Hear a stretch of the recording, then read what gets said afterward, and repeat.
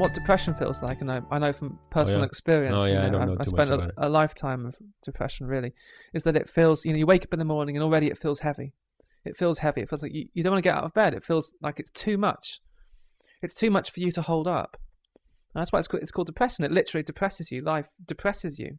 You're squashed underneath it. And really, but at the root of that is, life shouldn't be the way it is. It shouldn't be treating me like this. I'm a victim. Why is it happening to me? And it's not going the way I want it to. And the assumption beneath all that is that there is a separate me. That I'm a person separate from the whole, separate from God, separate from oneness, whatever words you want to use. And actually, the depression, there's so much truth in depression. But you see, especially in our culture, we immediately medicalize it, turn it into a problem. We want to solve it with drugs or with therapy. Actually, there's truth in everything. And the truth of depression is that, yes, life is too much.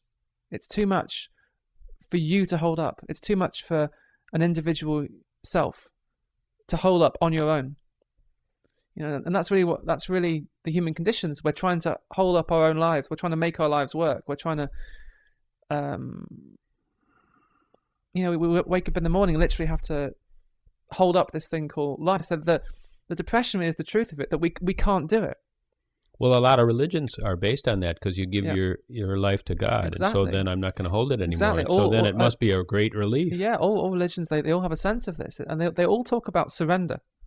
You kind of hear that word a lot, surrender to God and sacrifice, and sacrificing yourself to a higher power, or whatever you believe that higher power to be. So there's a real truth in depression, that this life is too much for you to hold up on your own.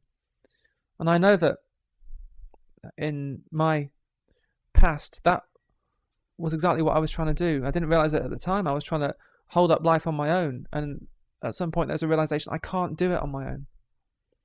I can't do this on my own. And then the seeing is that I don't need to do it on my own.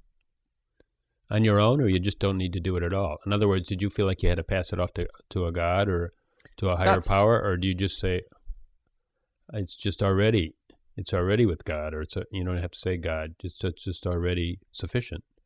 Yeah, life. You can you can call it God, call it the universe, call it life, call it energy.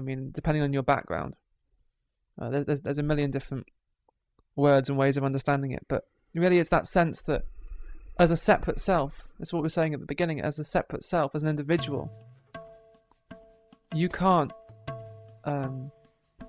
make life work, because already you are life. You're not separate from life. Life isn't yours.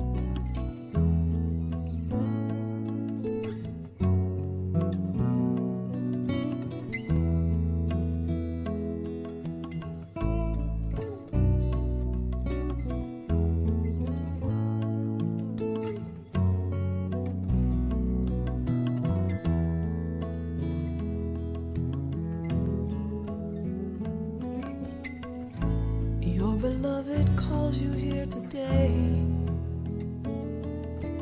to ask you for this dance. What will you say?